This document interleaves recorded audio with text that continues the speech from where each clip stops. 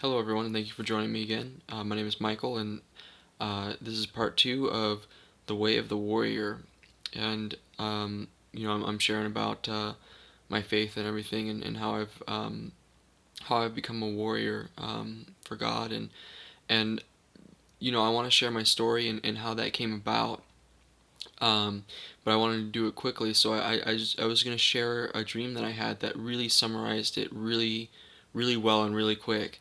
So, just hopping straight into it. I had this dream like 2 years ago, I think it was, when all this craziness was happening all around me. And I didn't understand what was happening, and I was asking God for guidance, like, what is going on?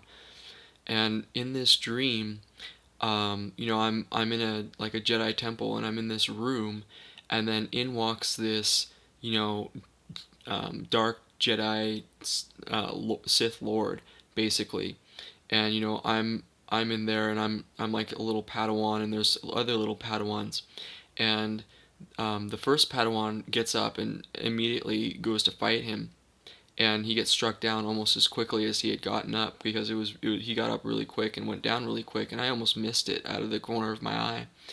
But after he had been struck down, I got up, and it was interesting the way that it happened, because it was, he was there and he meant business. He came to destroy us, and he didn't expect much opposition. And by the time I got up very casually and walked up and squared off with him. But we didn't go immediately right into the combat. It was as if it was like we were taking turns, and he was messing with us, basically. And so he pulled out a blaster and started firing at me, and I'm like dodging and weaving. I'm doing a pretty good job, but then he hits me right in the shoulder, and it was a pretty bad wound, and like my left arm was pretty badly wounded, and I couldn't move it very well. And then it was it was an exciting dream, because like I stood almost no chance against this guy. I mean, he was just toying with me, basically. He didn't expect me to live. I didn't know what to expect, like it was just crazy. But after that, I pulled out my blaster and I started firing at him. And then he pulled out a lightsaber and started deflecting him. And I knew that if he deflected one right back at me, he could potentially take me out. So I started firing at random just to buy myself a little bit of time, because I didn't know what to do, and I needed a little time to think. And then, I stopped firing, and then I reached down to my belt and grabbed a lightsaber. And, I clicked the lightsaber, and out pops the green blade. And and then he starts firing at me again with his blaster bolts. Well, I start blocking, but I'm very clumsy. I'm like and I'm blocking him, but it's fairly obvious I don't have a lot of experience doing this. And then but I adapted extremely quick. I mean, within a matter of seconds, I got really, really good at it. And by the time I was done, and this is all under a minute, like I was like doing tricks. I was like spinning in circles, and hitting it like while my back's turned to him, and then spinning around and blocking another one. And like it was really intense. I was almost showing off towards the end. And just when I was starting to get really good at it, he pulled out his lightsaber, and then we met sword to sword. And this part was like, I wish I could have TiVoed it, because it was like the most epic lightsaber duel that I had ever seen. It was comparable to when Obi-Wan and Anakin squared off, but it was even better, because there was more swings per second, and it was quicker, faster, more intense, and with more skill. I mean, like, I went to second person view because my character was moving so quickly. Like, I don't know how to sword fight in real life, and my character was moving so quickly with such skill and such ferocity. I mean, my character was matching him strike for strike. He was going high, he was going low, he was striking, I was blocking, I was striking, he was blocking, and it was just so quick. It was like the lightsaber battle with Anakin and Obi-Wan Kenobi, like fast forwarded times like two or four. It was really quick, really fast, really intense. And I don't think the Sith Lord expected this intense or this epic of a battle. Like, he didn't expect this good of a fight, and he saw that he wasn't winning, and he got really frustrated, and so he pulled out this trick. There was a pause in the battle, and we locked lightsabers like this. We were locked like this, and he basically um, took it like halfway, like in a half circle like this, and then he kind of circled around like that, and then it went whoosh. And basically, he did it at an angle and a trajectory that was basically impossible to block. And it was basically designed, well thought out scheme to do a one hit kill, basically. And somehow I don't know if I sensed it coming or if I just reacted really well, but I just managed to just barely block it. But he did it so quick and so fast, and I didn't expect it, that yeah, I blocked it. But he like it's like he shoved my lightsaber into me, basically, like not like a death blow, but enough to injure me pretty badly. And also his lightsaber nailed me as well. So yeah, I blocked it, but I was injured by in blocking it, fairly good. Um, so, but I was still mobile. Like I was still in the fight, basically. So I don't think either of us expected me to survive that. I was pretty shocked. Like I was pretty stunned, basically. But I got back into the fight, and he got back into the fight, and we went back and forth, this intense battle again. And then there was another pause. He did the same move, except this time I knew what was coming, and I blocked it. And each time he did that same move, because he kept trying it over and over, but I kept getting better at blocking it. I mean, I knew exactly what to do that when that move was done. And so, towards the end of the lightsaber battle, I was adapting so well that I was starting to get the upper hand in the battle. And there was a pause in the combat, and I basically did this super backflip, and I was backflipping in the air, and then he did a super jump, like that was even greater. Like he had more momentum, and he was moving jumps just straight. And so he started swinging at me in the air, and I'm like, while I'm flipping, I'm using my lightsaber to just block all his hits. And then I literally, like, in the air as I'm flipping and as he's coming at me, I kicked him, like a mule kick, and I did it at just the right angle, that I went down this small hole in the wall, and he just slammed right into the wall. And so I went down this like garbage chute, basically, is what it was, and I landed in this dumpster. And then I hopped out of the dumpster, and I had two choices. There was a pathway to the left and a pathway to the right, and it was like in a sewer type area. And um, I knew that he was gonna find me, so I had to move really quickly. So I went to the right side, the right path, and then the dream ended. And so, it was a quick dream. It was very intense. I mean, the lightsaber battle was so intense. It was like the most intense, like the coolest dream I ever had. I mean, if there was a dream that I wish I could have had into a movie, it would be that one. But there was so much symbolism. I mean, and that quick, like, I don't know if it was like a 5 minute dream or less. It explained like 2 years of my life, basically, of just this craziness. But it explained it in a way that made sense, because in the craziness of what I was going through, I didn't understand what was going on. So I'd like to walk through and explain, the symbolism behind that. The reason why I know the symbolism is because, I'm a little bit of a Star Wars geek. I know the Star Wars movies, and I know the Star Wars game. And from these, there was two there was two elements to this symbolism. One was from the movie Star Wars Episode 3, the one where Anakin Skywalker walks into the Jedi Temple. It was basically that scene where Anakin Skywalker goes to the Jedi Temple in Coruscant after he activated the plan to kill off. First, he activated a master plan to kill off all the senior members of the Jedi Order, and then he walked into the temple and basically slaughtered all the younglings. And this was a scene right out of that temple. So, like, he had already slaughtered the mature, and then he came in to slaughter the younglings, and I was one of the younglings. And so basically, this Sith Lord was not expecting great resistance. He was expecting to just slaughter us all really quickly and get on with his business. And so that was the first part of the symbolism that I realized. The second part of the symbolism that I realized was from Jedi Knights, Star Wars Knights of the Old Republic 2. the Sith Lords. I recognized his outfit, and I recognized my outfit. I recognized his outfit as the highest class of the Dark Jedi, which is the Sith Lord outfit. It's comparable to the light side, the Jedi Master, which is the highest level of the Jedi, and I was the lowest member of the Jedi. I was like either a Padawan or an apprentice or a youngling or something. I was basically just white rags, and that's what a Padawan robe would look like. And so, um, you know, so I can tell based upon that that he was a very high ranked Dark Jedi, and I was a very low ranked Light Side Jedi. Um, so the first Padawan was cut down, and I think he had like kind of grayish robes.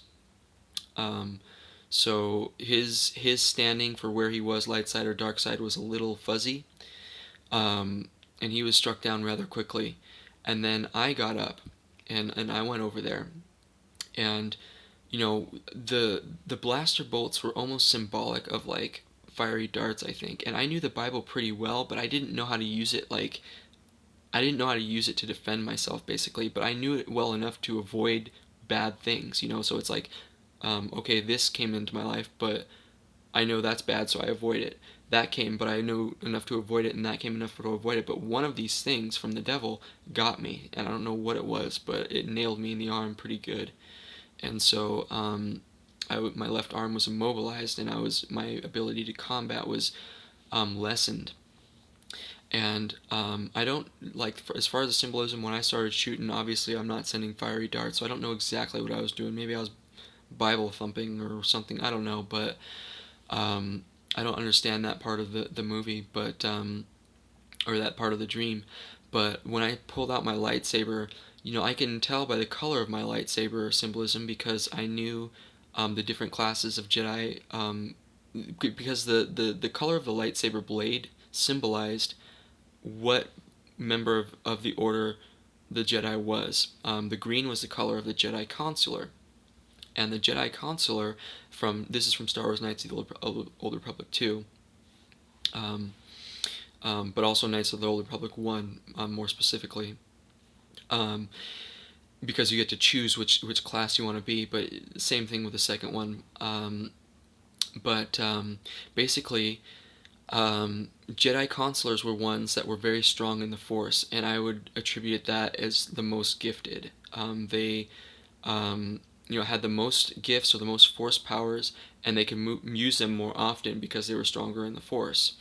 And also, but there's kind of a counterbalance to each class. Like the Jedi Consulars were the strongest in the Force, but they were the weakest in combat.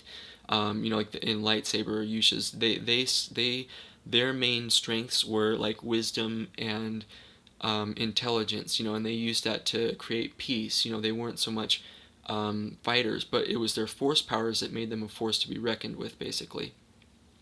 And so it was the other ones, like the Jedi Guardians with the blue lightsabers, that were the more like strength and stamina and constitution to really battle with a lightsaber and with skill. And I think that was evident when I started deflecting the blaster bolts because I was not very skilled at it, but somehow I adapted to it quickly and started getting really good at it. And even when I started battling, like I knew the Word of God pretty well, so when we started battling toe to toe, I was able to adapt, and I was able to match him strike for strike. And so that's there was a lot of symbolism right there, and it really explained what was going on. That special move that he did, like that spoke to me in a very personal way, and I don't think I'll go too far into that, but I just had some really crazy experiences in my life, and I know that there have been some times where, I've had some really close calls, and of the supernatural nature and of the bad supernatural nature, and not close calls like a demon popped out of my closet, a monster out of my closet and was gonna get me, but like just really wild things that created so much fear in me, and just really crazy events that played out, um, and things that I was experiencing in the supernatural and seeing in the supernatural that I know, um, it just explained those events to me. And especially that special move that he did explained a few things that had happened in my life, and I adapted to those. Just like in the dream, I adapted to those to, like, okay, I know what's coming, so I can respond accordingly. And I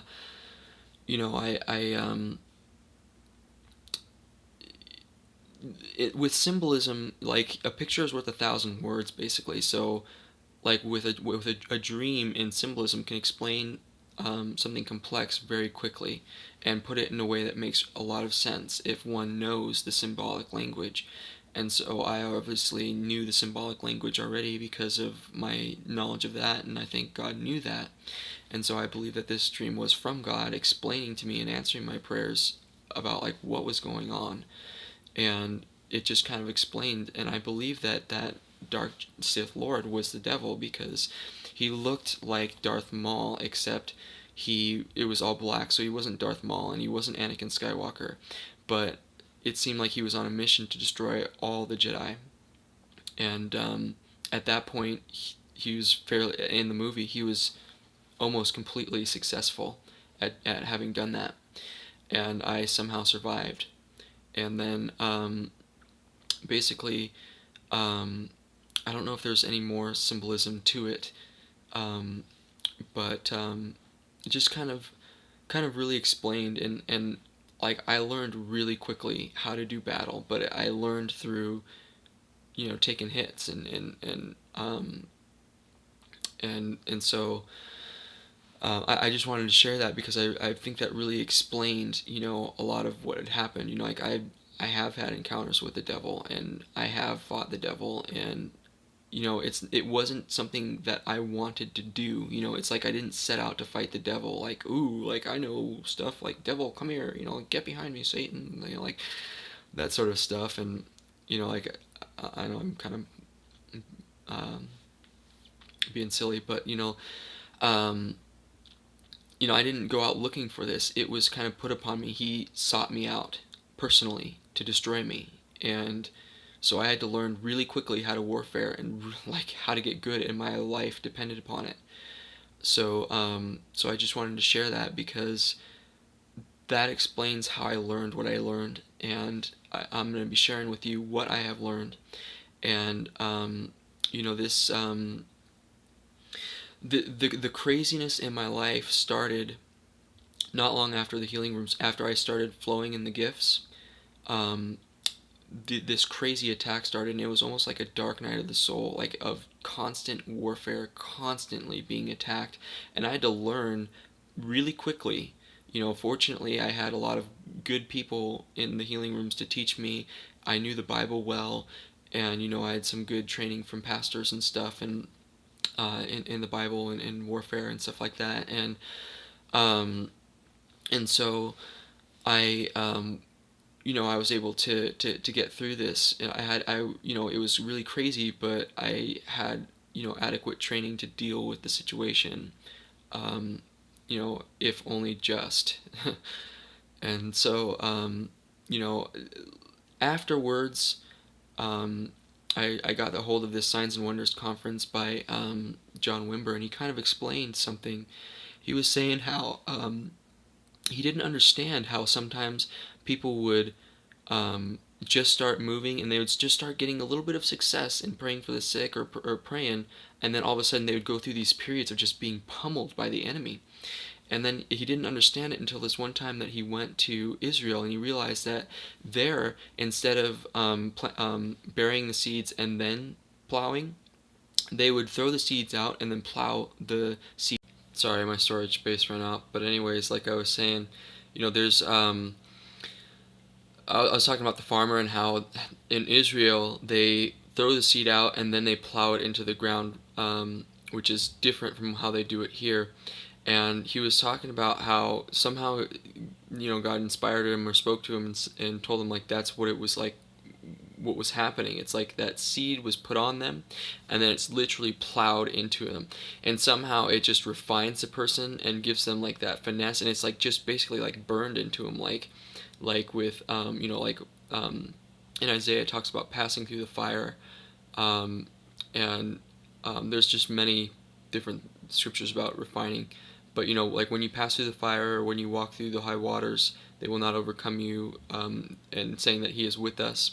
I don't remember the exact address of that one, but yeah, it's kind of like a refinery, and it's not a pleasant experience, but it definitely um, burns truth into the person and like gets it ingrained inside of them very quickly.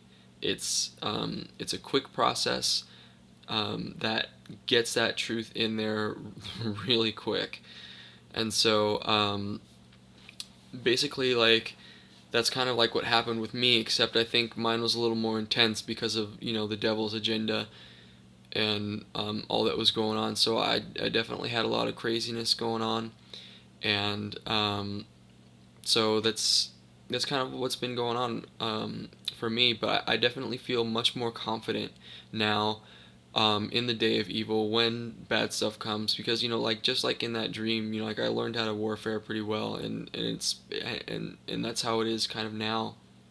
I feel very confident no matter how numerous the enemy is, no matter how big the enemy is.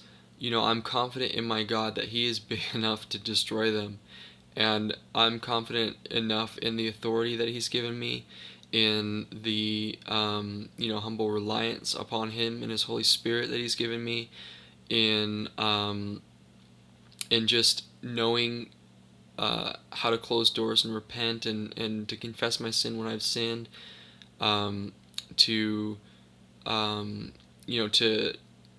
rely on His presence, there's just numerous, to stand on His word, and to warfare when the lies of the enemy come, so that I don't get steered away from God, and to just be strong in the Lord by doing those things, and to just allow God and all of heaven to just blast the enemy, no matter how numerous, no matter how strong or big or mighty or whatever. They it doesn't really matter the number, the size, or anything like that. I feel very confident that they will be toasted, and I still do take hits.